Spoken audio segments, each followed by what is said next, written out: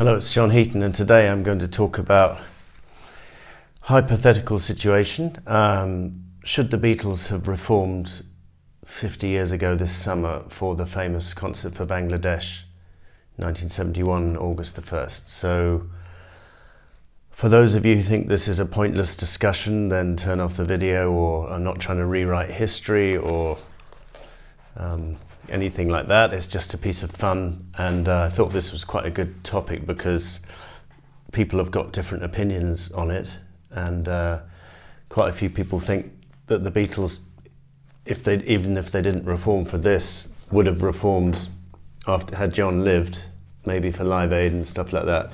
So I'm going to cover those arguments and then quote from a few books and then come up with a hypothetical set list at the end for if they had reformed, what it might have looked like. The first thing to say is Paul went on record saying, well, we've only just broken up, what's the point? And one has to remember that he'd taken the other three Beatles to court December the 31st of the previous year, and they'd settled in Paul's favour in February. So relations were not good at all. Alan Klein was managing John, George and Ringo, and Paul refused to have anything to do with him and had gone to court to get rid of the Alan Klein connection. On top of that, they were a bit scathing of each other's solo work. Ringo was on record saying he didn't like Ram. I think George said it was a commercial record anyone could have made. John said he liked bits of it but not others, and then obviously responded later with How Do You Sleep. But when this concert was performed, Imagine had not been released as an album, although he had recorded the track How Do You Sleep, so it was almost the low point of their relationship, and it's difficult to imagine them together smiling on stage as a happy reunited Beatles. It really is. I mean, and I've tried, because in one sense it's a wonderful thing.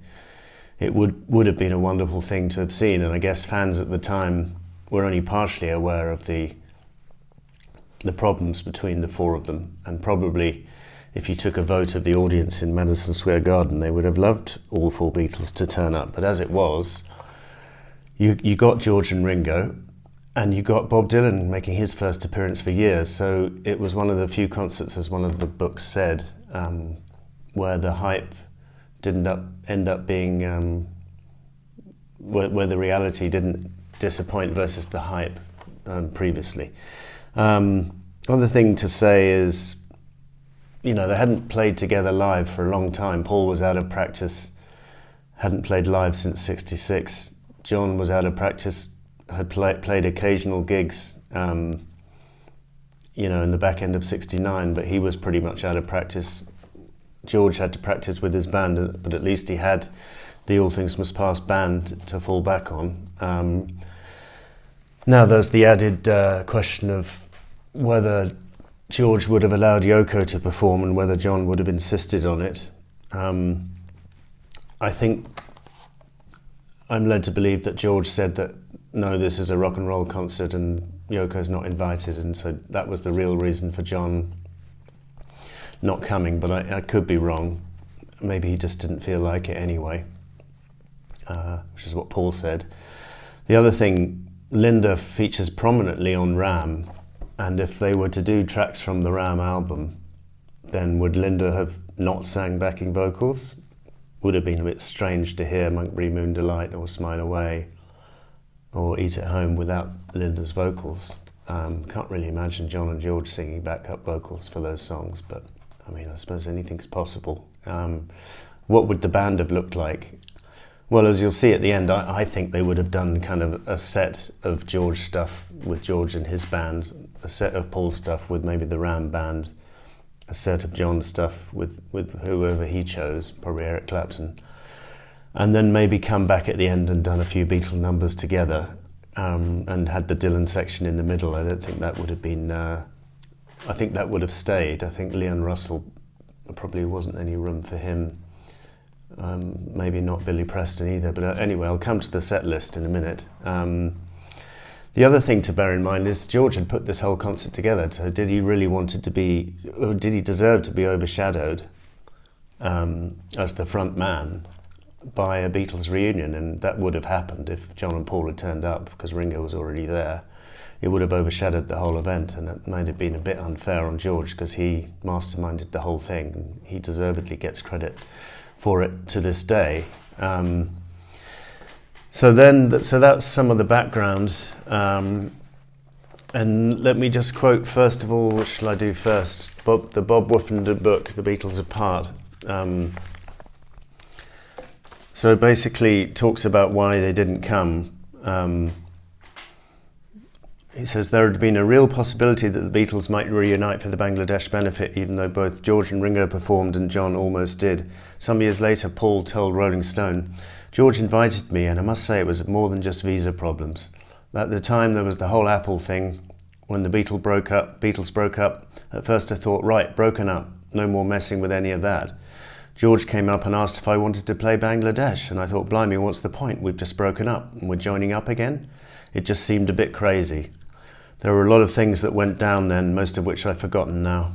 I really felt annoyed. I'm not going to do that if you won't bloody let me out of my contract. It was a little tit for tat. If you're not going to do this for me, I'm not going to do that for you." Interesting quote from Paul. And then at the centre of the disagreement, says Woofenden, was of course Alan Klein, since it was he that Paul was really fighting and not the other three. However, there is little doubt that Paul's attitude suited him marvellously. Klein wanted to be holding the reins of this vast and prestigious charitable occasion, with McCartney strictly on the outside. The more McCartney could be painted as a peevish, selfish individual, the better Klein liked it. The converse of this, of course, is that had there been a less inflexible personality than Klein in charge of proceedings, it is highly likely that a reunion would have taken place. This is admittedly pure speculation, but Klein did want McCartney separated from the others. Had someone in his position ardently wanted a reunion, it is perfectly likely he could have engineered one, since in reality there was very little that prevented either John and Paul from attending the concert, other than the fact that they weren't getting on very well at the time, which Peter Doggett takes them to task for. He says basically Lennon's rationale was strikingly similar to McCartney's. I told George about a week before that I wouldn't be doing it. I just didn't feel like it. I just didn't want to be rehearsing and doing a big showbiz trip. And anyway, they couldn't have got any more people in if I'd been there or not. I get enough money off records and I don't feel like doing 2 shows a night. And then Doggett goes on, this is a good book, by the way, but I have to take him to task for this piece. Neither man had grasped that there was more at stake here than the balance of power between the ex-Beatles. What did McCartney or Lennon's feelings matter alongside the chance to rescue people's lives? It was an ethical dilemma that haunted them for the rest of the decade. How could the Beatles refuse to pay together just for one night, when they knew they could help to feed the hungry and cure the sick? The group had never wanted to be messiahs, but that entitled them to refuse the role. Did the Beatles have a moral duty to save the world? Well, I don't think they had an obligation to play that concert. I mean, my friend Madeline Abbott says the easy answer is yes, it's for charity, they should have done it. But Lennon remarked in the Playboy interviews that there's no one concert that can solve world hunger, and as we know, Live Aid didn't actually solve world hunger, did it? So Playboy says, what about this suggestion, the 4 of you, this interview is September 1980, by the way, just 3 months before he died. What about the suggestion that the 4 of you put aside your personal feelings and regroup to give a mammoth concert for charity, some sort of giant benefit? Sid Bernstein said that you could raise an estimated 200 million in one day. Lennon. Well, first, that was a commercial for Sid Bernstein, written with Jewish schmaltz and showbiz and tears, dropping on one knee like Al Jolson. So I don't buy that. And second, I don't want to have anything to do with benefits. I have been benefited to death. Why?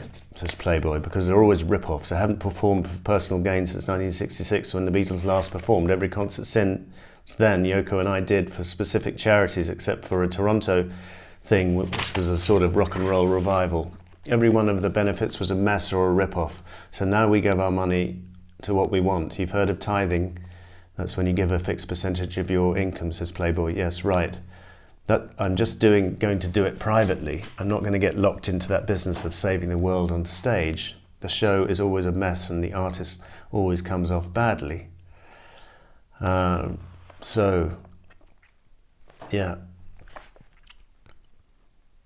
I tend to sympathise with Lennon's statement there, because I think he went on to say that, you give one concert for the Indians, and then what's next? Is it Harlem, people dying in Harlem, and then the people dying in Liverpool, and you'd end up having to spend the rest of your life doing charity concerts. And Lennon said he's not ready for that, and then he added, not in this lifetime anyway, which I thought was quite amusing or interesting. So, yeah, I mean, I think one can say they should have done it for charity. Whether they would have turned up for Live Aid, I don't know. I seriously doubt it, because I think, well, one never knows what would have happened. But the Beatles' reputation in 1985 was not quite so strong as it was in the 70s. If there was a time for them to reform, I think it would have been in the early to mid-70s, when the aura was still magic.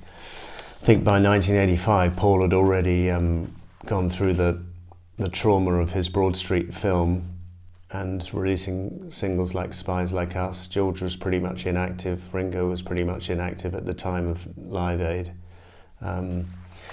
I think it would have been an anticlimax, and I don't think there's one reunion of any group ever which has actually surpassed expectations. Certainly not on the magnitude of a group as big as the Beatles. I think it's probably one of those best things which is best left to the imagination. And so I'm kind of grateful they didn't reforms, but it doesn't stop me making these ridiculous videos all these years later saying, well, what if?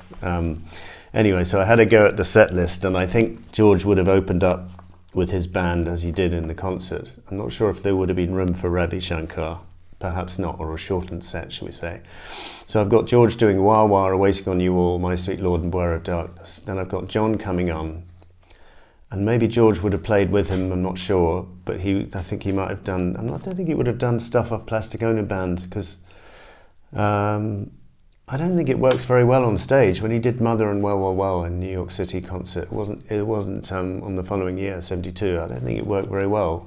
Maybe you could have done I Found Out, because Klaus Voormann and Ringo were at Bangladesh, so the three of them could have replicated the sound they had on the record.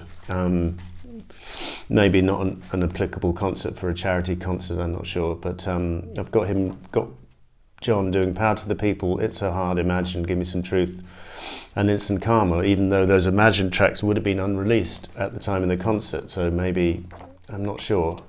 Paul, I can't really imagine John and George joining Paul for this section of the concert, the way the relations were at the time.